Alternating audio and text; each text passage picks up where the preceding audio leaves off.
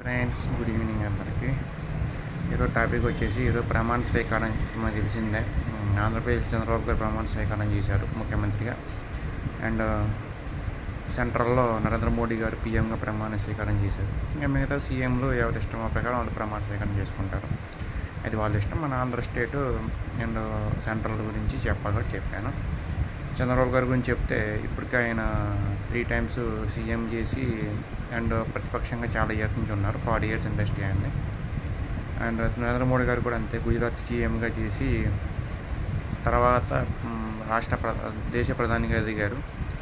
తర్వాత ఇప్పుడు వరుసగా 2014 నుంచి వరుసగా 3rd time ఎన్నికయ్యారనమాట. సో ఇదనమాట మన లేటెస్ట్ ట్రెండింగ్ టాపిక్స్.